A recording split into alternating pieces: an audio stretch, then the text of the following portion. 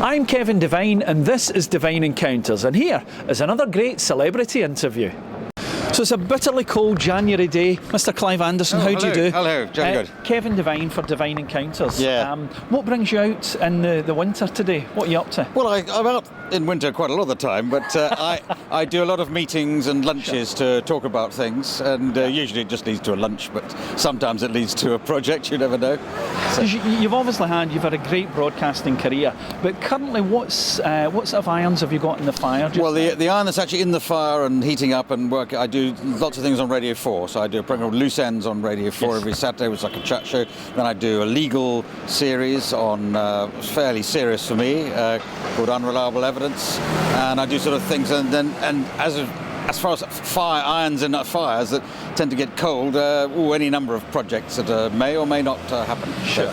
Yeah. I suppose that's all part and parcel of the business, though, that we're in. Yes, yeah. So it appears. Yes. Yeah. Taking you back over your career, you actually started out with a background in law. That's right. Yes. Yeah. So, what sort of made you jump across into the broadcasting? It wasn't so much a jump, more of a sort of slide, really. Because I used to write scripts for people. I did a bit of stand-up comedy, and sometimes I'd write scripts for a show, and I'd do the studio warm-up and things like that. So over the years, people say, "Oh, why don't you do your own show?" And nothing ever came of it. So I did. Then I got brought in to do an emergency program on the radio to present it when somebody fell ill or something, and I stuck with that, and then it turned into a TV program, or later one did, and then I did another gap came. A series of little chances came along, so they all happened fairly quickly.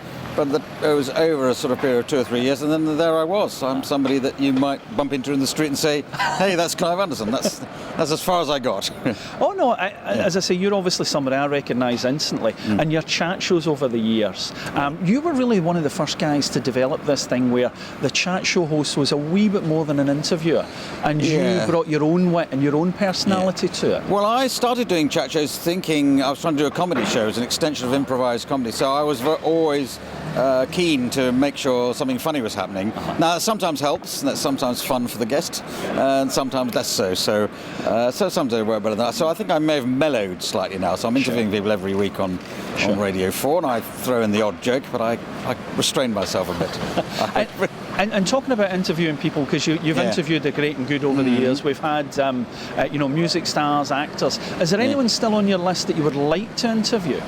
Oh, well, I always reckon this is optimistic. I always like to do an American president, and but the funny thing about that is you write to them, whoever they are, whichever president, you get a very polite letter back. They don't sort of write back and say, "You must be joking."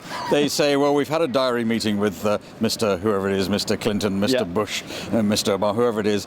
We've had a meeting, and I'm afraid it doesn't quite fit into our schedule at the moment, but we'll keep it on file, your letter on file, just in case." So you've got they create the atmosphere that they may fly over here for a few days. God, you've got nothing to do on a Friday evening. What can you do? Oh, look, here's this letter. There's a guy called... I wonder if Clive Anderson is still around to do an interview. So I'm ever hopeful that the ones who are still alive, at any rate, will come on. Clinton would be the ideal one, because he was, had a bit of... There was some fun stories to work into.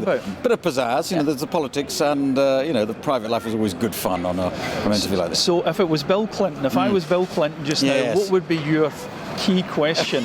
What's the one you would like to ask him? Well, I don't know a key question, but I think you start off with some, discussion of world situation and politics, and then try and work it around to what it was like to find that all crashing around your ears, if that's the right expression. So, and do you still have these letters? I'm thinking about that just now. If I had those letters, I'd have them all framed in my office. There's Mr. Bush, there's Bush Senior, Mr. Clinton. Yes. Have you got the Barack Obama one? I doubt I've got it, but had a very nice one. It's too late for him now. Dennis Thatcher wrote a wonderful letter when we were trying to get him on, in a handwritten letter saying, "Oh no, I've had a policy of never talking to the media, and the 1 or 2 times I've ever gone against that, it's always been a disaster, but I wish you well." And I think, well, that was kind of him to spend, 10 minutes, 20 minutes actually writing a polite letter, which he must have written to lots of other people as well. Sure.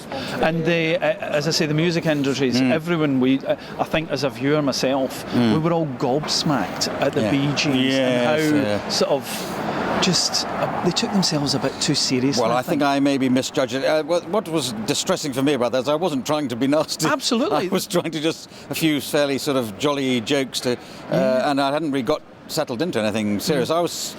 To my mind, I was trying to sort of make the point that I was really old, and I remembered them from pre-Saturday Night Fever days and going back all the way. But I obviously trod on a few toes. But one or two more aggressive initiatives I've done, at least if I've done them deliberately, or I was attacking somebody for being dishonest or weird. But I had nothing to attack the Fijis about, so I hope I didn't upset them too much. I'm sure it was a minor incident in their lengthy careers. And do you do a lot of writing as well? Yeah, I do a bit. Yes. I labour away. I toil away. Yeah. Well, I think it's far from that. It's very far from that because we've enjoyed your chat shows and all the things, especially the comedy. Do you just waylay people in Soho like this? You just Clive, this is how it works. I say hello, I introduce myself, and get nice chats like this. Well, this is a very good way to do it. I think I may adopt this situation. Saves booking a studio or something like that. Double act. And finally, if people want to keep in touch with you just now, do you have a website? Do you do the Twitter thing? Well, I'm afraid I don't do all that. But if you wanted to contact me, you could look me up, and I've got an agent and stuff like that. But I'm afraid I don't. I imagine people wouldn't want to know what I'm doing on a daily basis, or I'm having coffee now, and I'm hoping to meet, or that sort of thing. But I'm probably a bit of a dinosaur from that point of view. But I beg to differ, and it's been an absolute pleasure meeting you today. I'll go home and set up a Twitter account then. Thank you very much.